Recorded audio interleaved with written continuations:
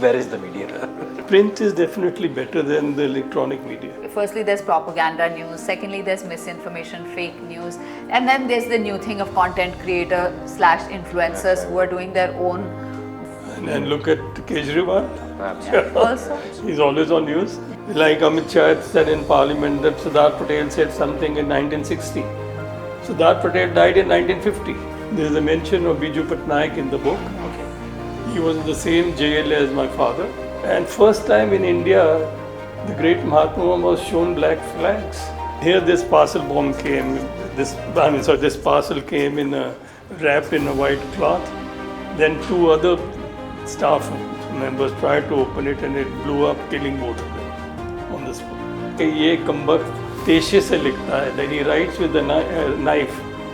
कुछ करो.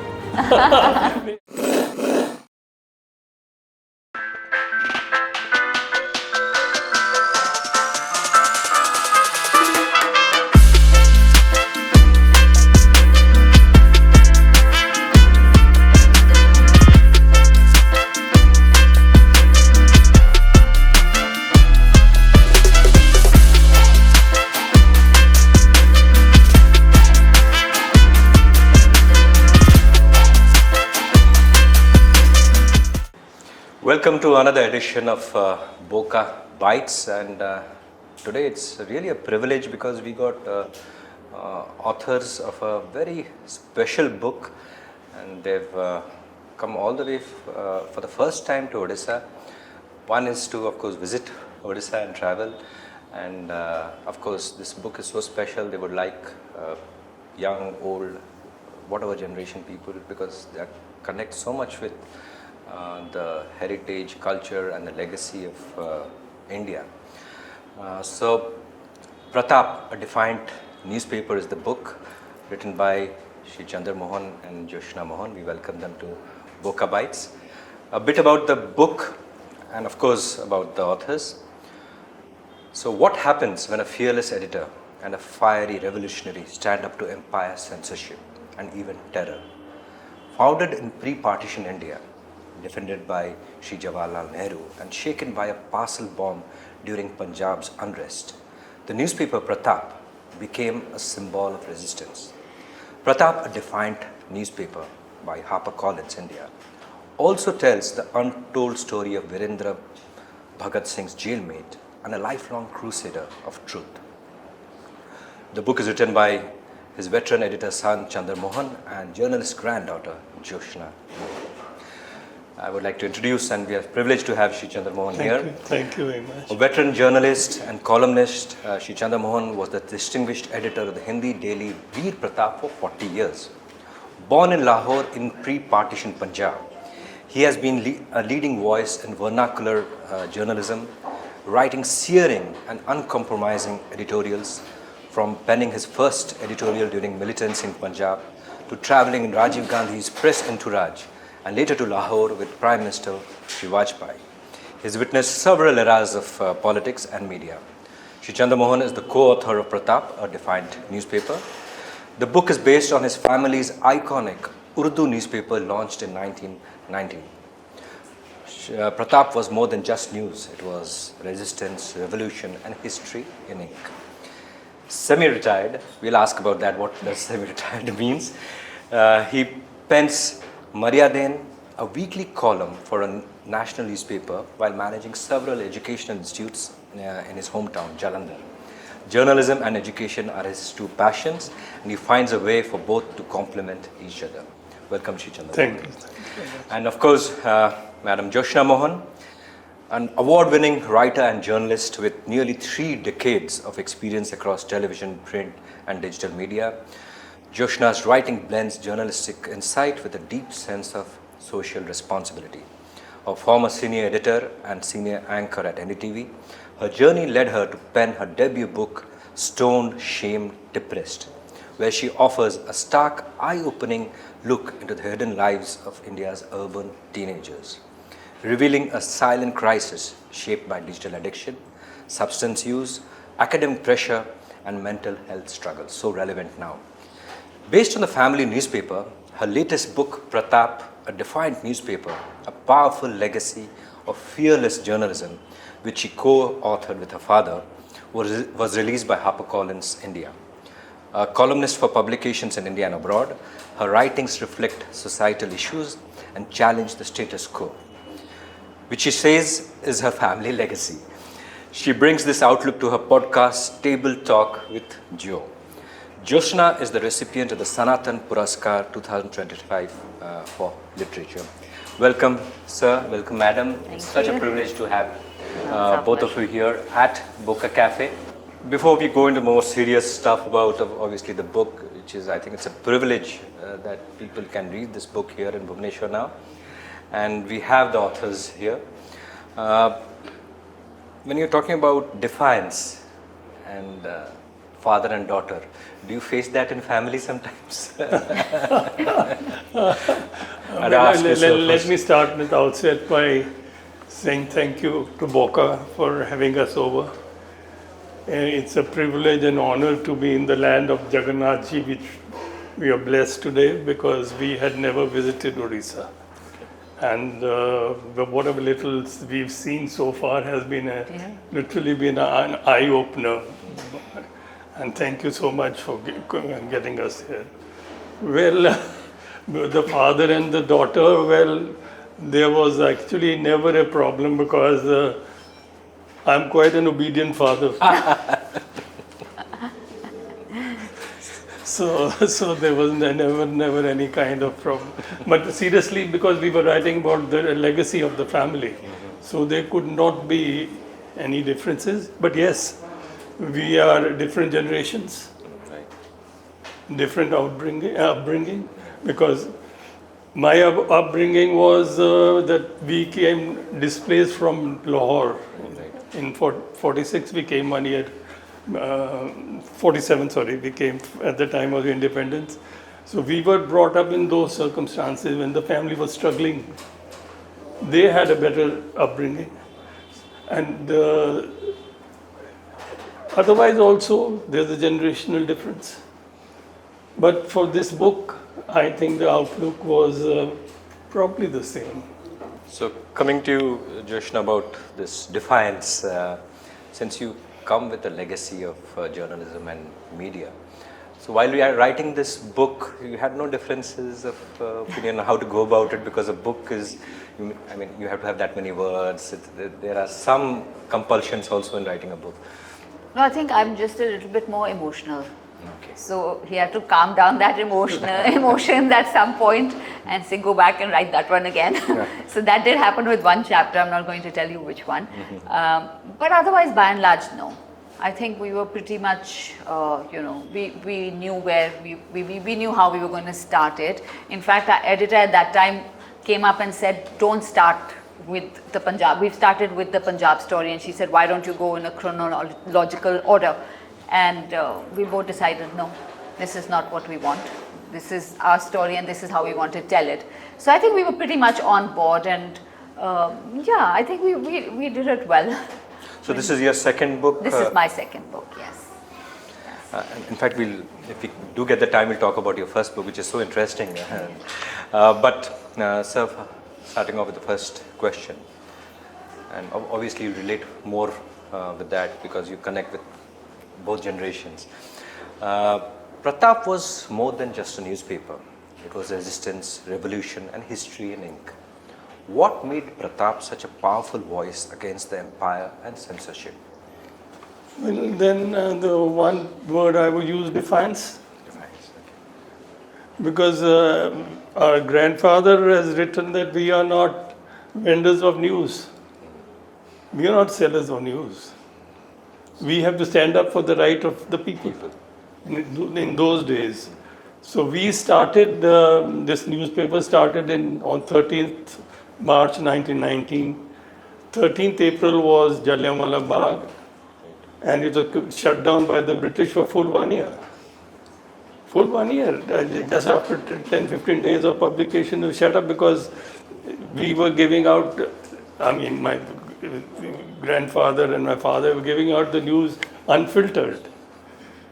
We came back into publication after 1 year and the newspaper got sold out immediately after that.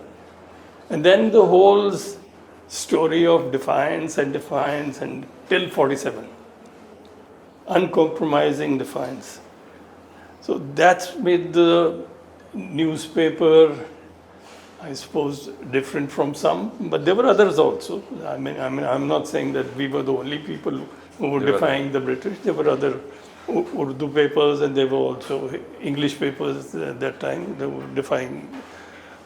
But here, the entire force of the British Raj in Punjab was to somehow manage this newspaper. Right. As I said, the editor was sent to jail. Almost 9 times, I think. My father went 9 times. My grandfather also went 9 times. There was one time when there was no male member left in the family. Everyone was inside. Only the little ones were left. So, and then they imposed fine after fine. Fine of 3,000. 3,000 was a princely sum at that time. And with the entire family male member inside the jail, how do you run the newspaper but there was, the people collected the money. There was a lot of support from the people and the staff that this had to be, keep running. So that's how the paper built up its own legacy. I mean, defiance obviously has its own dangers. Going to jail is one of its kind. But what about danger to life and other things? Did your family face that also? Oh, all the time. Because my father was 18 years old, the son of a very powerful editor, privileged life, and here he was dragged up from his here and taken to prison and kicked and tortured and everything was done, but so be it. So, Joshna, coming to you, as co-authors from 2 different generations, how did your perspectives and writing process converge while telling the story? We're talking about the defiance, but now let's talk about the convergence. It wasn't very tough. I think history can only be written one way, and that's, the truth. So there's not, there's not much of a leeway with writing history. You can't exaggerate it, or you can't play with it. It is what it is. With him it would have been more personal because your father, grandfather, and for you it must be also like things you have heard from others and read and. That's true, but I've always been very, very aware of this legacy since a very young age. So I always feel like I wish I was a little older and perhaps I would have asked my grandfather a little bit more questions because he didn't speak much, and so through my father, my uncle, or the books or the work that they've left behind, my grandfather and my great-grandfather, that is, or some sources that they managed to speak with later. So we've had to, it's about collating it. There wasn't much of a stress in bringing it out. I think it was already there and we just had to bring it out the best we could to share a story that, while it was based in Punjab, on both sides of the border at that time, is a story we feel that resonates for people across the country. And the attempt has been, there have been actually more than a few reviews saying that it reads like a thriller. But that wasn't the attempt at all. But even yesterday somebody said it reads like a movie. That wasn't the idea. That excites me. There you go. That wasn't the idea. The idea was just to bring out a story which I have always felt was powerful. He wasn't very convinced in the beginning. Right, when she said, let's write the book, so my counter question was, kaun padega? No, we have stories to tell, and she proved right. I was always convinced. I think with this experience with a lot of writers and readers, you realize that now you have segments of people. You don't have to deliver it to all the people all the time.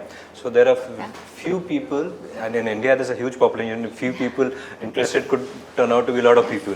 So I always say, if it's from your little Instagram account, if a few of those people are just buying the book, that's good enough, right? I mean, Absolutely. how much can you target? I would personally think that more people, especially youngsters, they should read these books because they have the first-hand. We've had youngsters coming to us after such events and saying कि हमें पता नहीं था. Exactly. Who's to tell them? The what they read in their schools and colleges doesn't tell them what we'd written. Right. That's a stereotype thing. They're all packaged. Yeah. This Especially- much Nehru, this much Gandhi, this much Bhagat Singh, this much Tilak, this much this. That's Right. the story that they read. This is different. This is sort of behind the scene.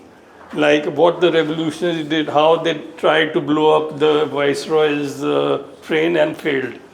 How they tried to kill the governor and failed. How they tried to kill Scott and killed Saunders. Saunders, okay. So all that is also there, and their lives and all that. What the school book or the college book will not tell It you. was like wheels within wheels, that were churning at the background. And my grandfather was right in the midst of it. So, I mean, he was arrested for the first time when he was 17 or 18 for Saunders case. Now, we've read about the obvious part of the Saunders case. We've read that it was a mistaken shooting and that Bhagat Singh managed to escape Lahore and, disappeared. But who was left behind? This is my grandfather's story. He was left behind, he was picked up, he was tortured because he was suspected to be involved in it. So there were so many other unconnected, I mean, we've tried to connect a bit of the dots that have been left unconnected. In a way, they say the unsung heroes. Absolutely. And as we were discussing about books, what you project, there is something which is so relevant to every generation. But films take, and I mean, since you mentioned movies, and we have movies like Keshari 2, which had come up with Akshay Kumar. Do you think films, obviously they need to add some more spice which is not there.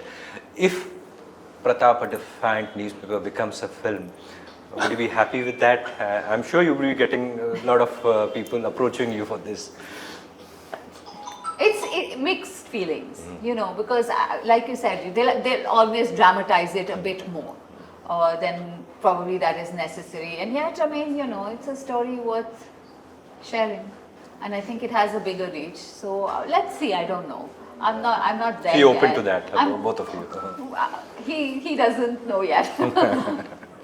Sir, can you share what happened during the Parcel bomb attack, since it's a major part of the book, and how it tested the newsroom spirit and resolve? And this is post-independence and so relevant to what is also happening nowadays. I mean, On 25th June 1983, morning time, the peon got the mail from the post office, and in our establishment, the entire mail used to come to my table first. I would distribute it.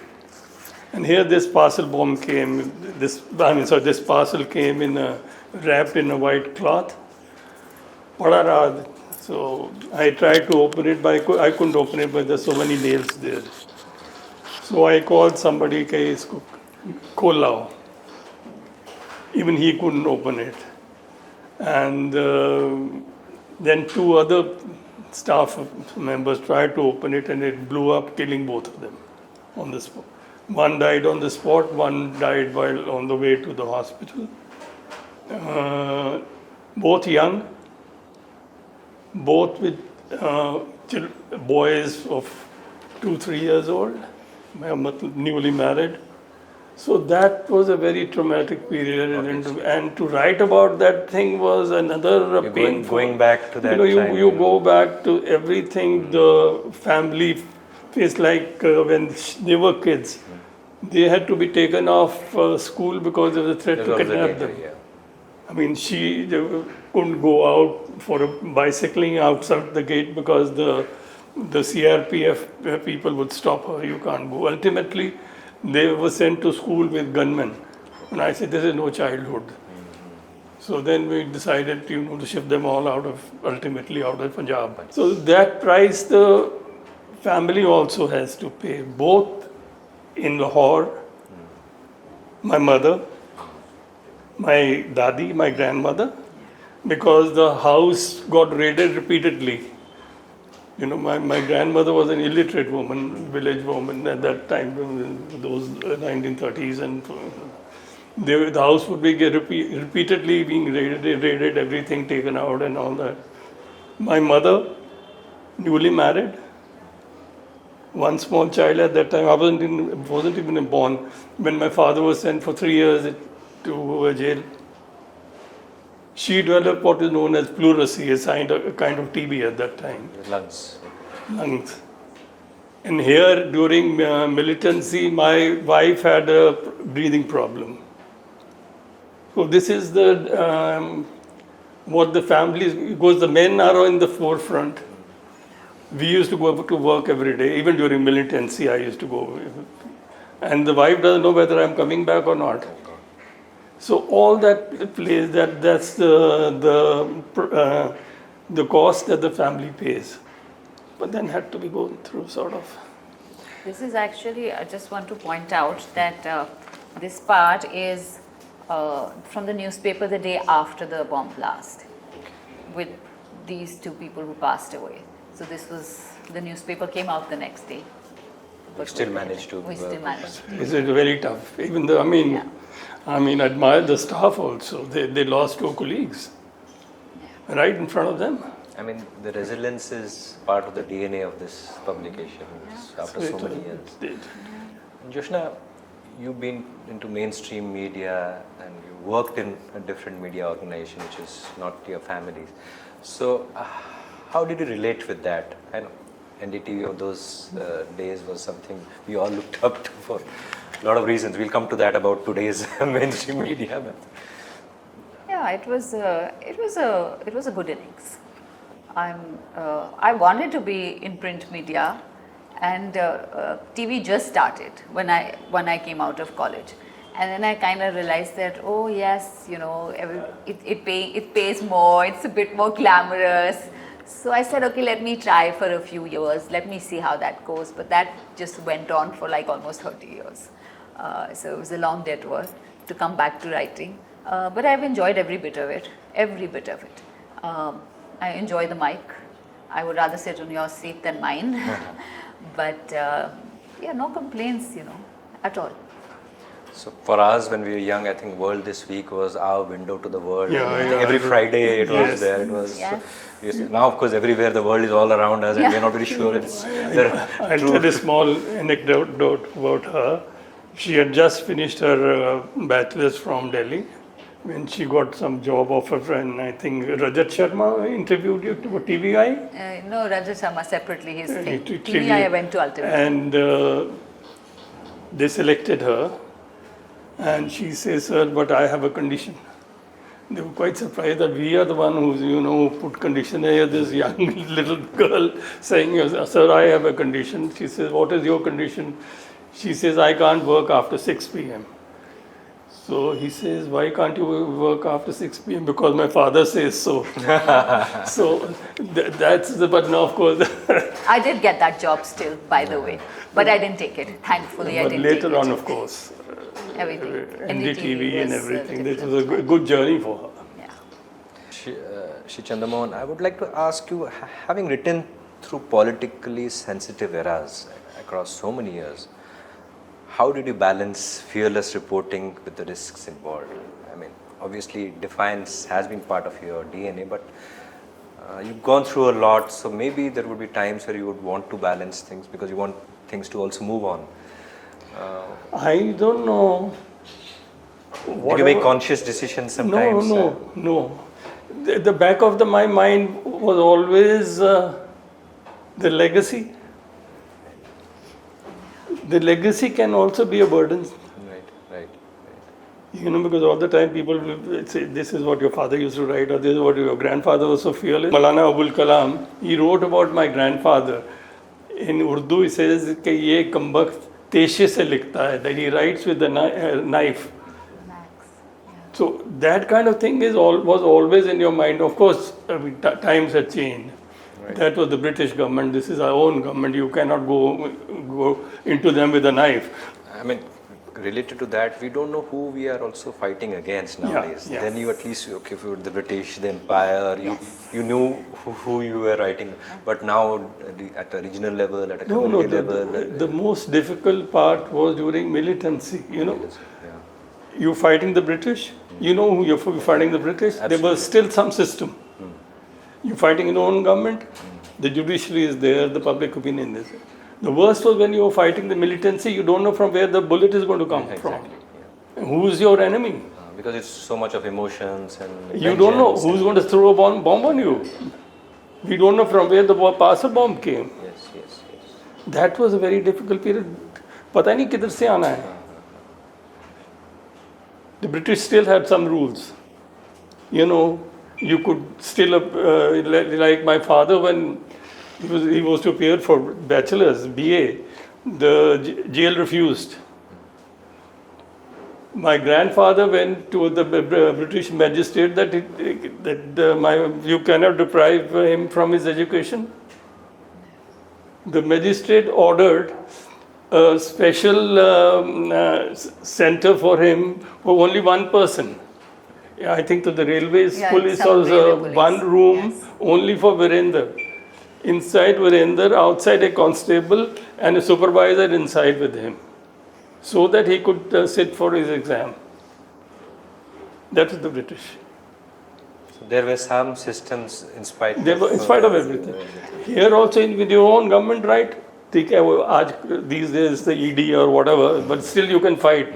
But militancy you cannot fight. You don't know who your enemy is and why is your enemy. Exactly.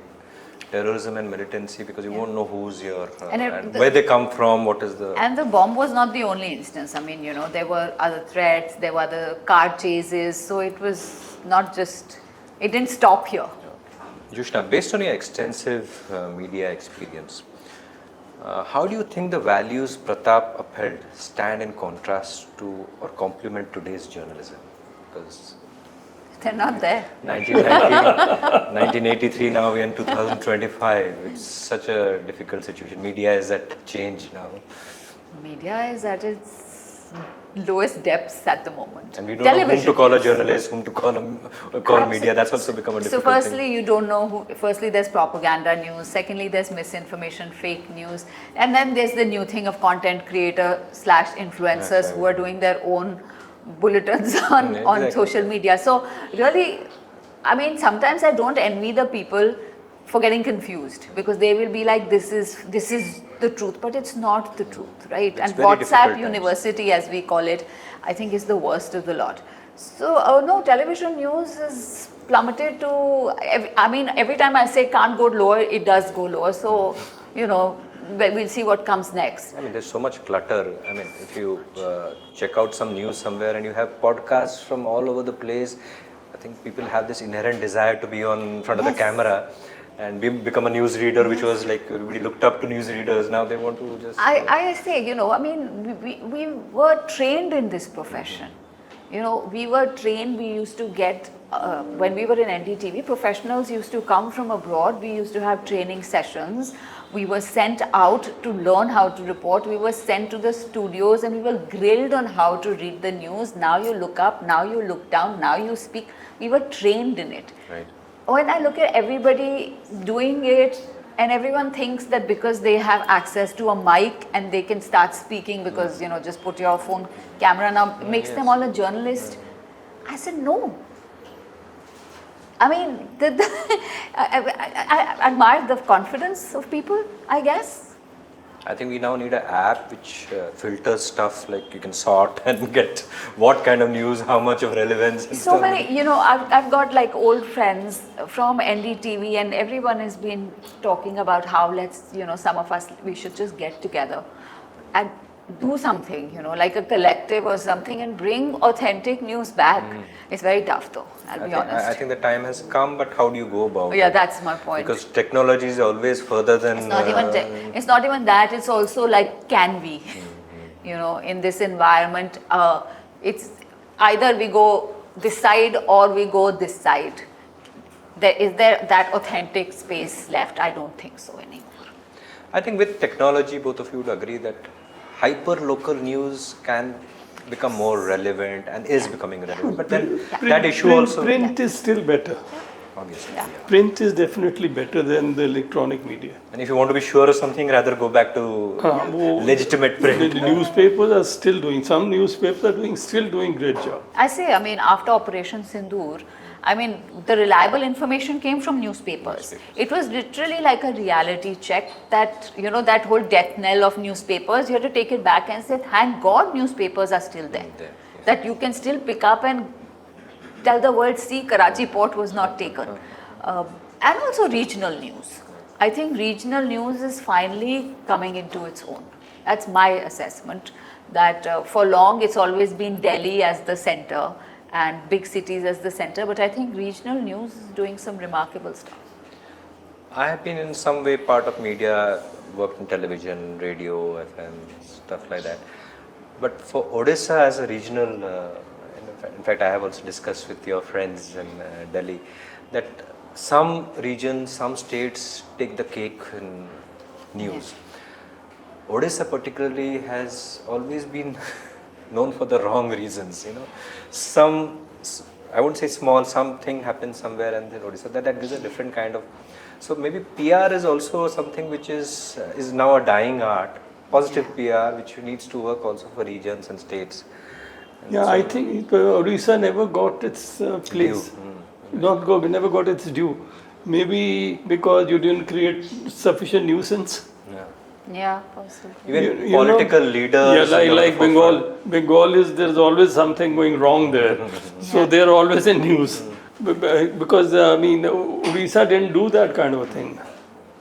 But having said that, you know, when I went to Kerala recently, they all are very big into regional news, into listening to regional news. And it's surprisingly, because I spoke to somebody and I said, you know, you'll have such a great law and order situation. They said that was because it used to not get reported. But now that regional news has picked up in a big way, we are getting to hear the real story and there is crime on the ground. Right.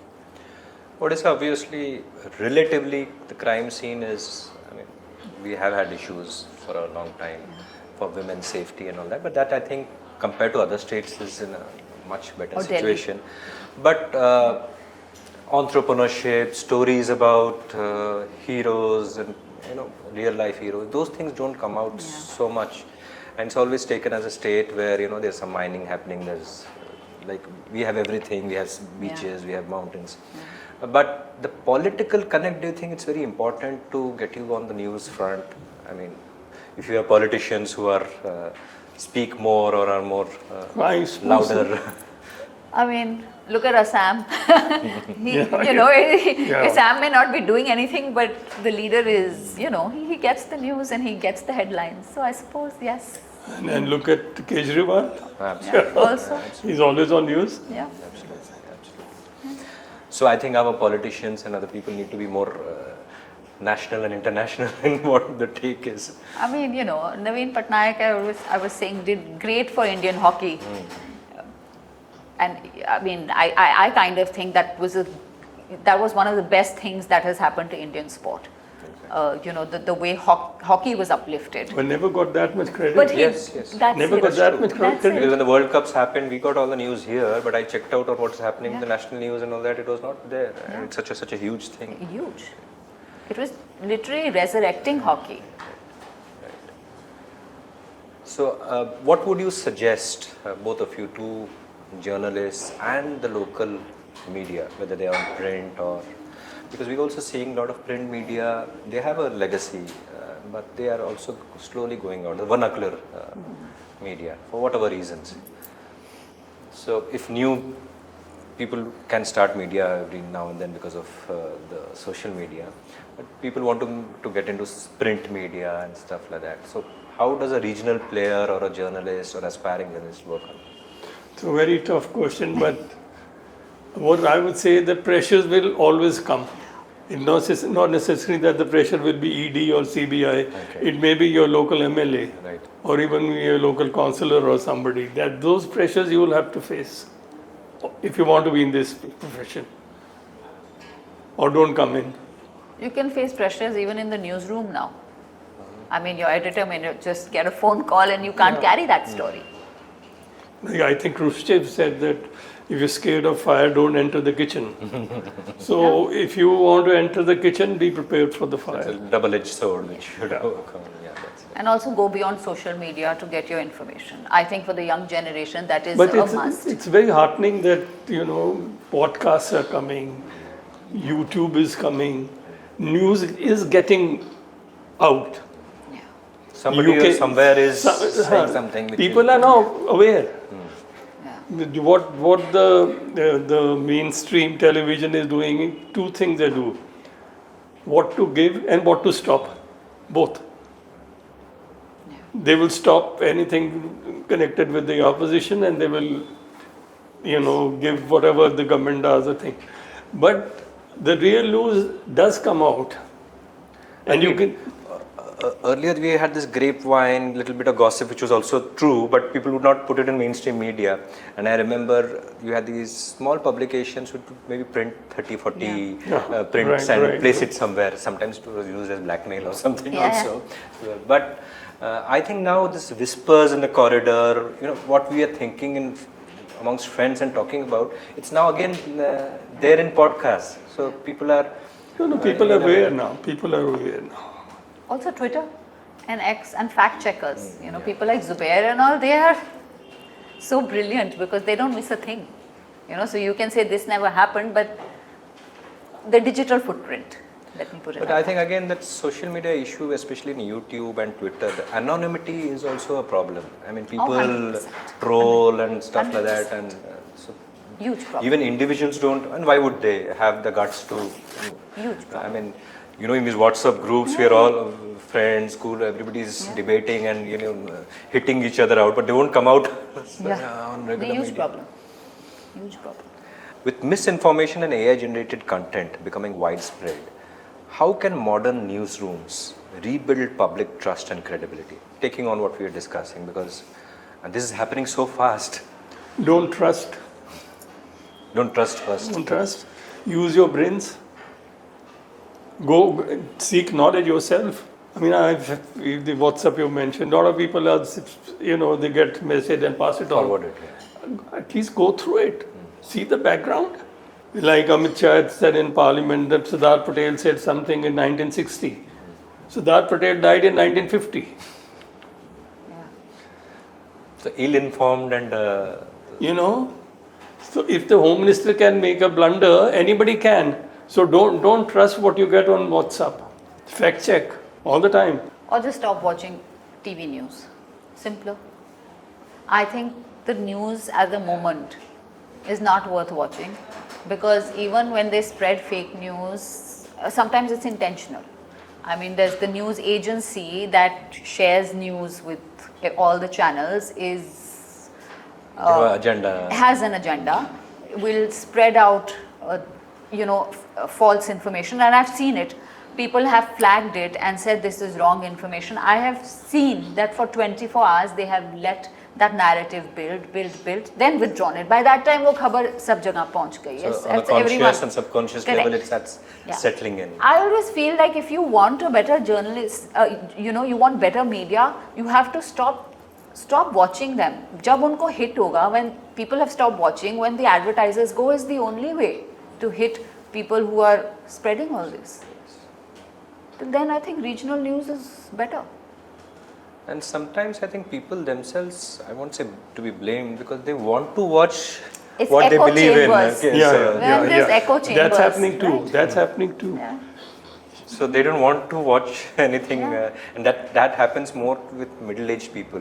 They get very not very flexible about their ideas. Yeah, They yeah, want the to- fixed ideas And and- that's happening in WhatsApp also. Groups. I was Yeah, going to say, definitely, in my age definitely. also, then I realized I'm also middle-aged.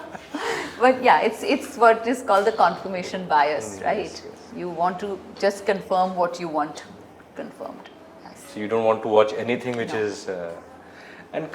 Since we're talking about hyper-local regional media, now we have access to international media and what's happening in the US, and you still have these, I won't say stand-up comedians, but people very loudly and very interestingly they put up stuff. Why don't we have that in India? Either they are stand-up comedians or very serious newsroom readers. There's nothing in between. That culture was never in India. That's right. From ancient times, we've always looked up to the leader, the Raja or whatever. Sacrosanct. Yeah. That is there in our that the feudal, Darbari culture. That's inbuilt in us. That's a very Unfortunately. interesting insight. Unfortunately. I noticed that even in the paparazzi, the tabloid journalism. I was thinking about this the other day when you watch like their handles. Every single Bollywood actor or actress that they are covering is looking gorgeous. She may be looking really hideous, but everything she has spoken is golden. She may have talked rubbish. Nobody calls out anybody. Right. It's literally that whole thing. Sometimes I'm like, are you guys for real? Like, grow a spine, but it's the same across. Thankfully, we've got a lot to learn from some of these international media people who have been there for 30, 40 years.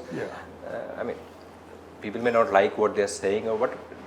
They work on it, work very hard on it so that there's a punchlines, interestingly. So, I don't know if it doesn't happen in the national level, I think regional level people can start doing it. It can be so entertaining also. I mean, you're talking about politics especially. Okay, now coming back to the book, so what do you think this book, would you have that aspiration, this could create a transformation? Why this generation, even the generation before us and before that?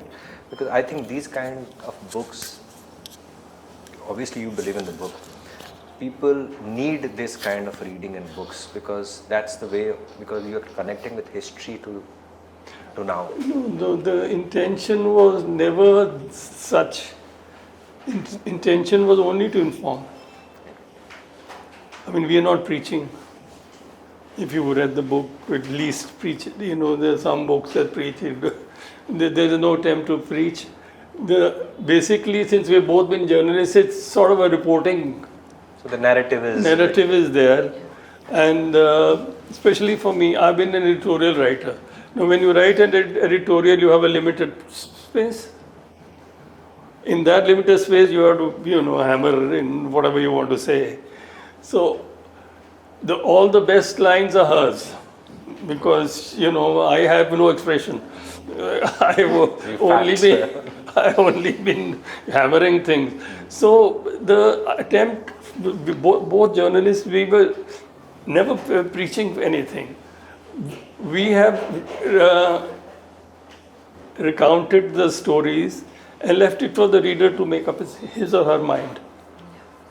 So, Joshna, I would ask you, what are the 2-3 things, are the real takeaways from this book? It may mean different things to different people, but if you're looking at Indians in general who are in the country. From the book, per se? One, of course, is the Bhagat Singh hanging, because there's very, very few first-hand accounts of that evening, of that afternoon.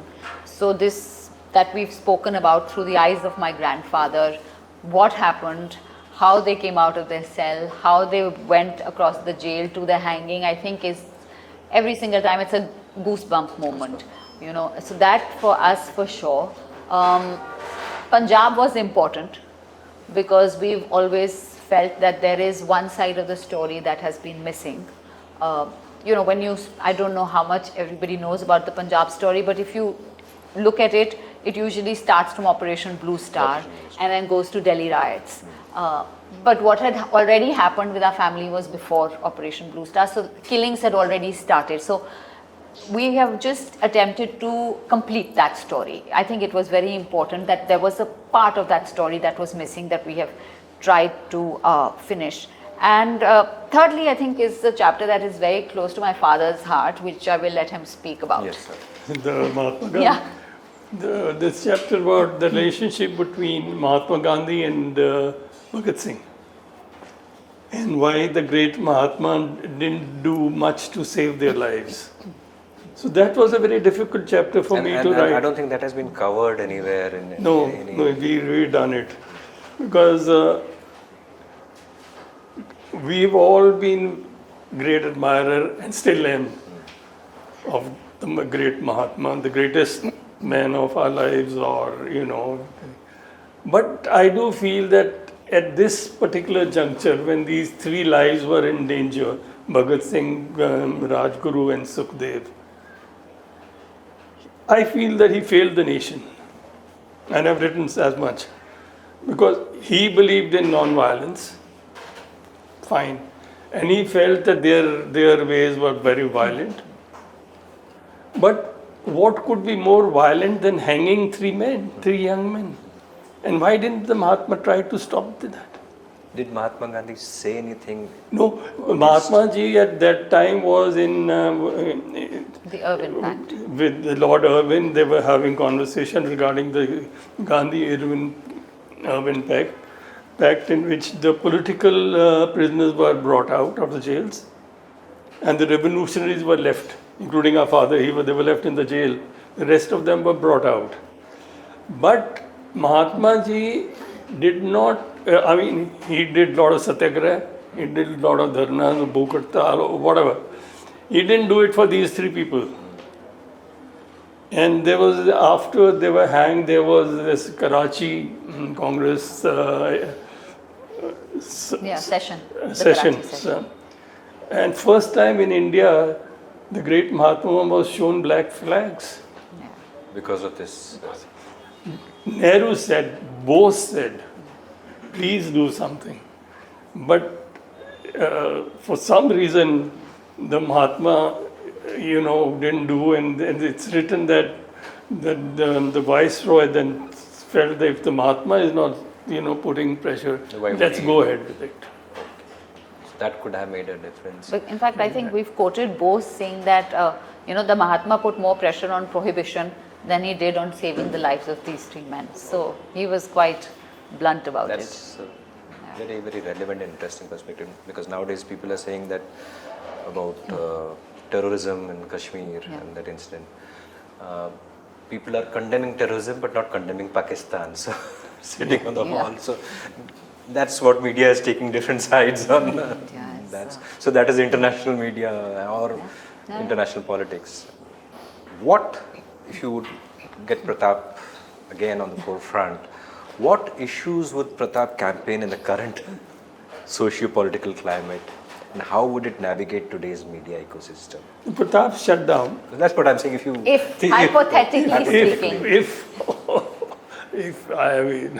If I cannot, I strongly believe that India is a very diverse country. And this is not going to work in India. Everyone needs to be given space in India. And I'm a very strong believer in that. And if you force people into regimentation or force people into one kind of thinking, you're going to have a problem in hand. Absolutely agreed, because we stay in a state which has such a huge tribal population. And I've done sort of a bit of a study. Every 1.5 kilometers, the tribal culture and community changes, but we paint the tribal population. We are from Punjab, you are from Odisha. What is applicable in Punjab may not be applicable in Odisha or vice versa. And yet we are India. And then we are more rooted, we are culturally, more diversity there is. Definitely, language. Dialects also keep on Everything is different. So you cannot force India. Even within a state itself, the dialects are different, That's what I'm saying.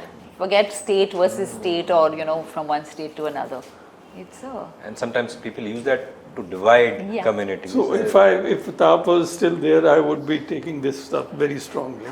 I still take it up in my columns that this is not done. Jyoshna, what about you? No, I absolutely agree. I think we would continue to be speaking the truth.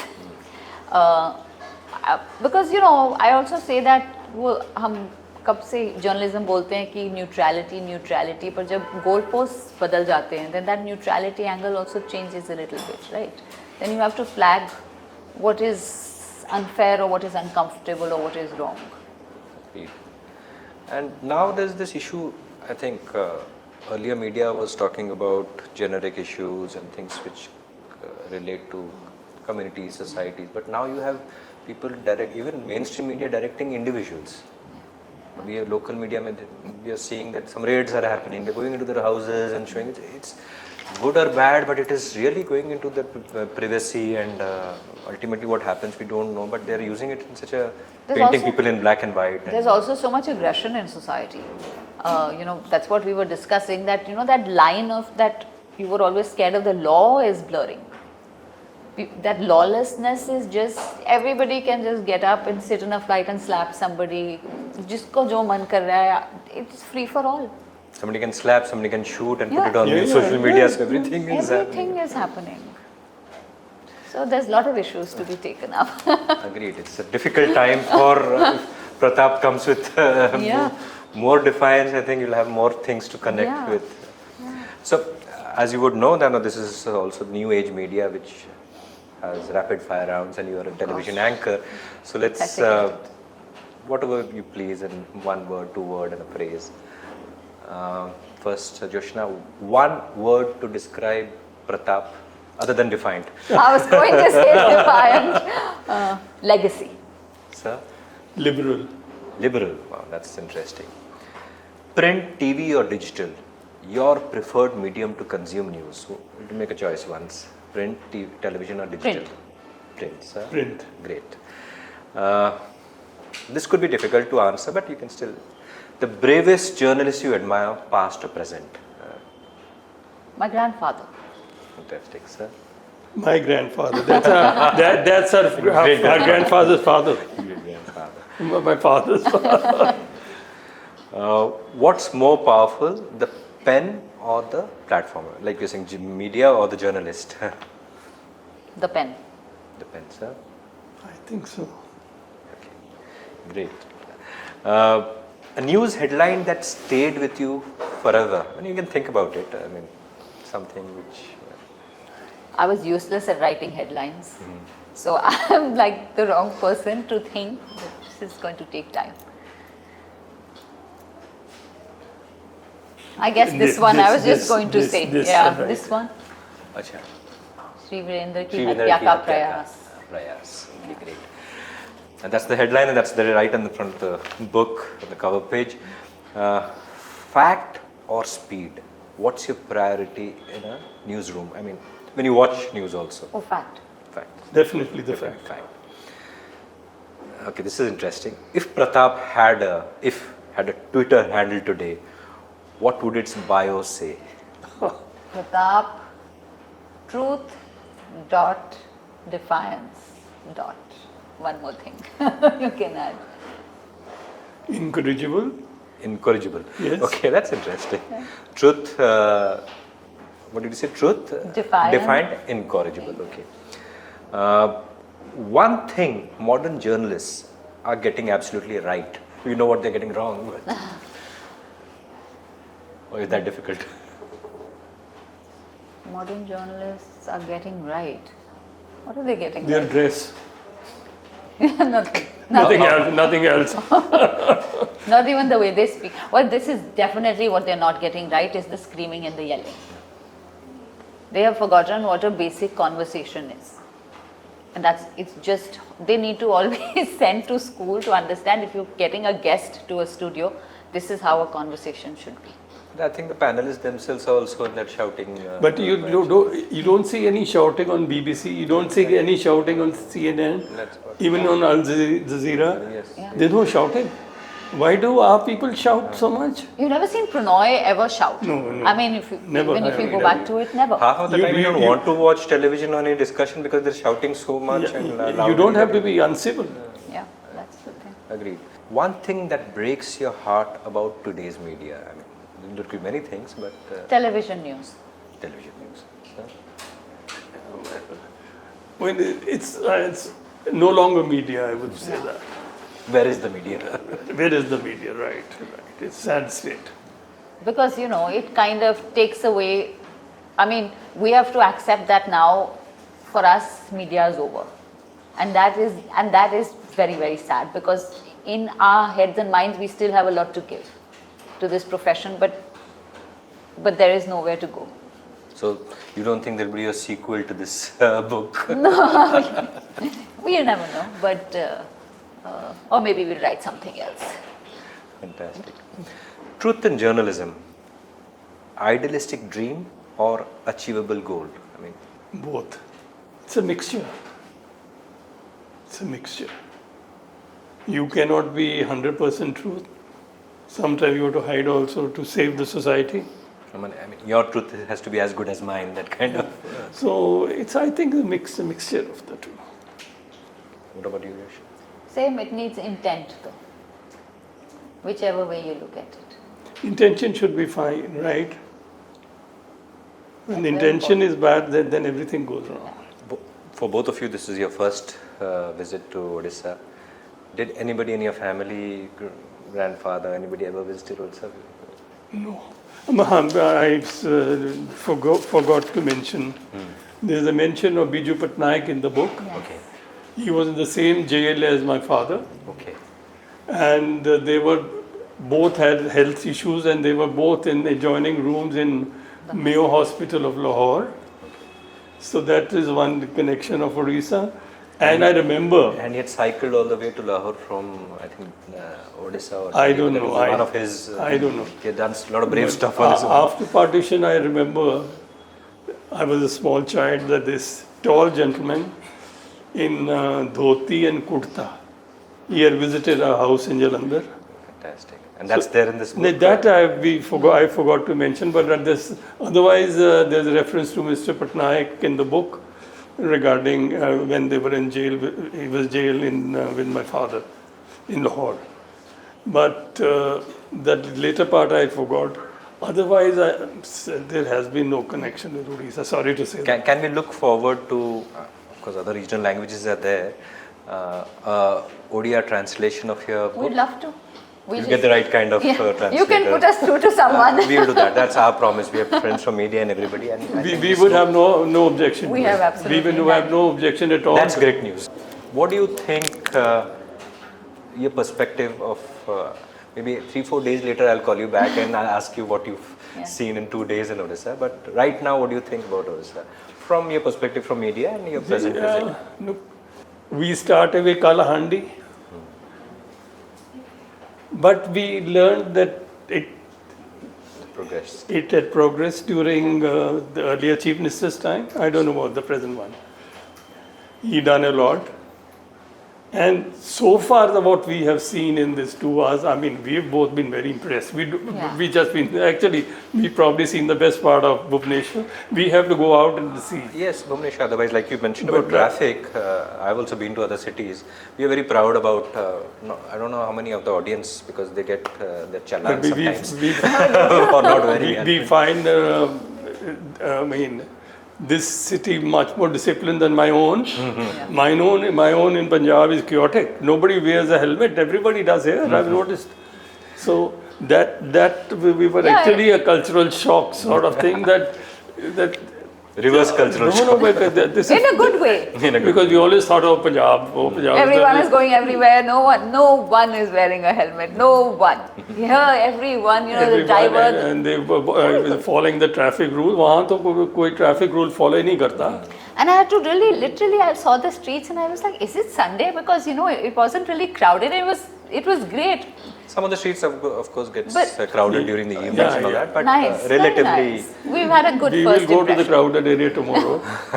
You can ask her. The road to Puri and Konark is also very nice, very picturesque. I believe so. You love it.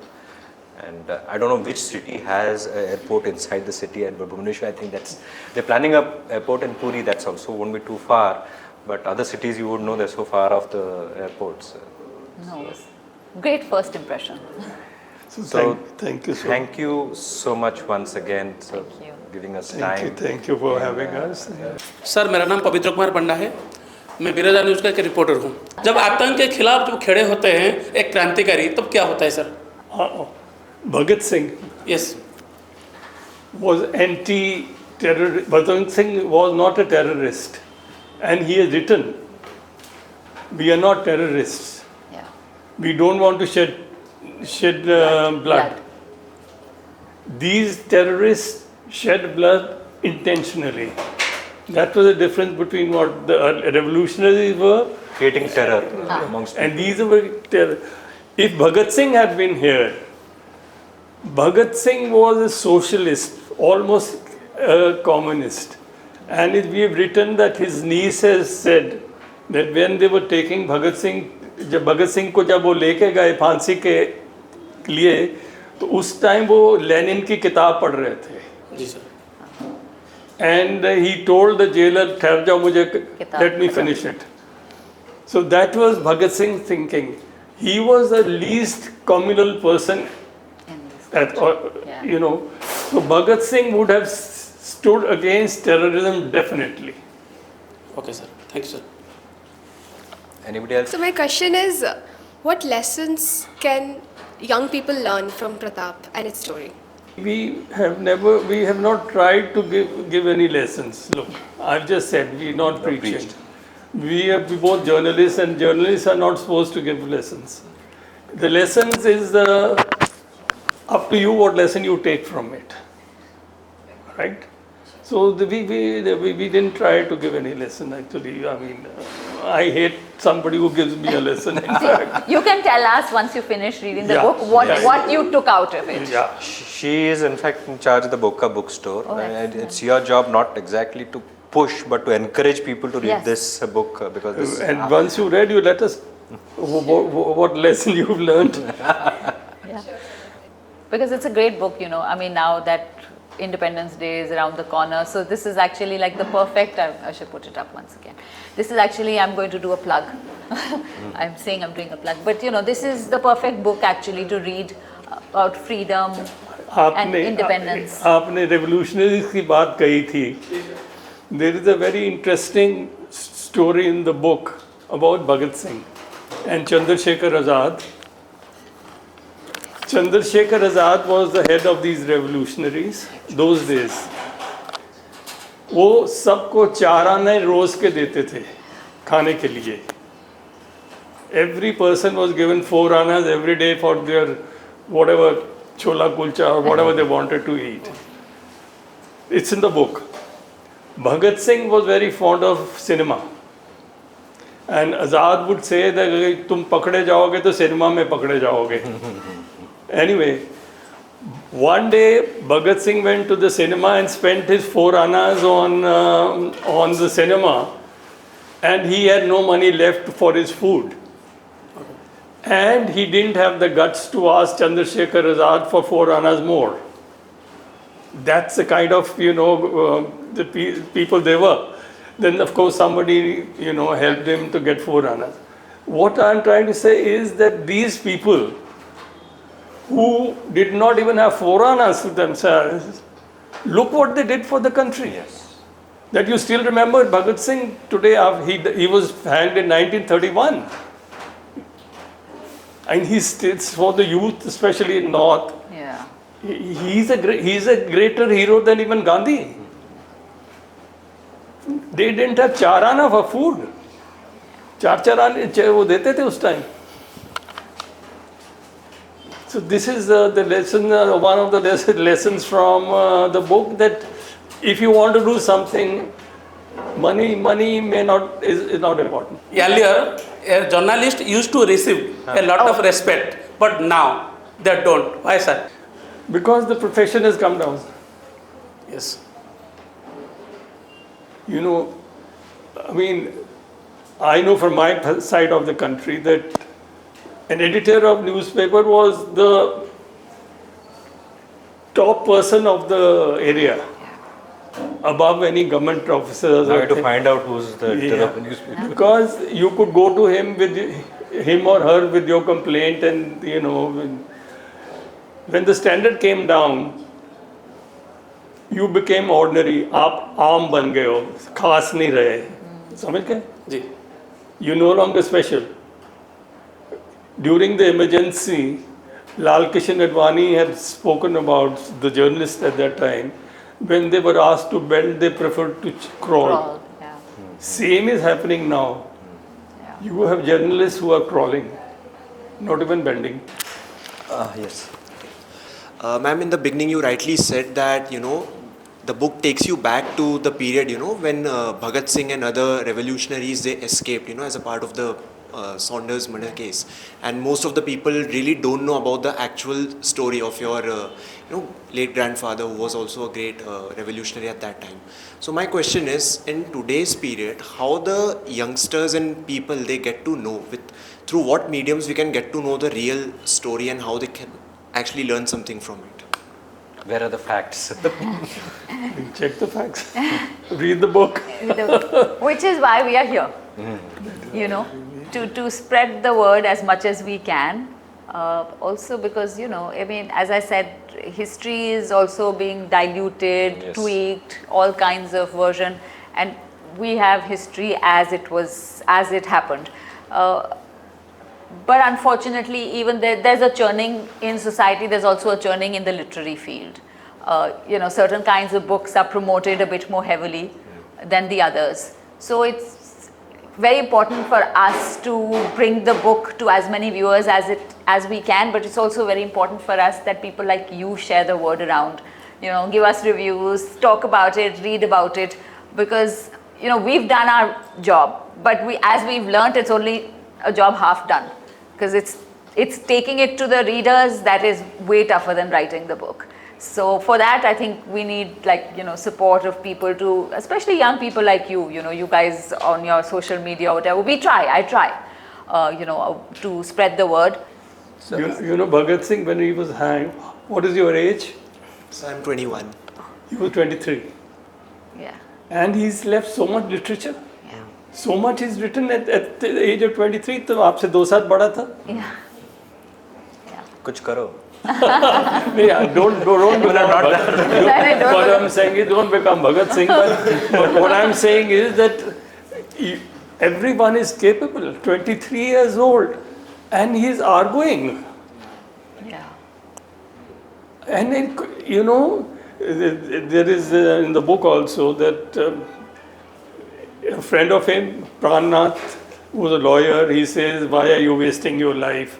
You send a mercy petition to the governor." The first Bhagat Singh says, "No, I am not going to send it." Then when Prannath repeatedly, put pressure on him, he says, "All right, you come day after, I'll give you my mercy petition." So day after, when Prannath comes back, he says, "I have already sent the mercy petition." He says, "What have you written in the mercy petition?"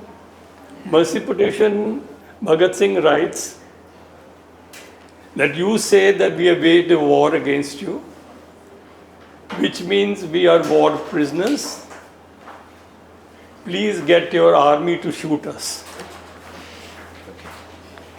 As prisoner, Look at the man's logic at the age of 23. So that comes with reading and it's part reading. of that's very important. Very important. I think this is just a feeling I get. Great inspiration this book can happen to people who have run institutions for a long time, media organizations, and even business organizations. People can start writing about that because a lot of organizations run through different generations. I think your book can be an inspiration for people to do that because organizations have covered political eras and yours has been a very, very long time. But, and you have had generations and you have, and every generation has taken care of the legacy. Indeed, again, I would say it's a privilege that we had both of you here live in Bhubaneswar, talking to a live audience. And of course, this is going to go in my Citylings podcast and also in Bocca. And we have a very interesting readership. We'll come back with feedback to you. Super. And obviously, your book is going to sell. And if you would have some time, we can go back there and some signed books we can give. Sure. Let's see how much time. Thank you so much. Thank you. Thank you. Thank you guys. Thank you.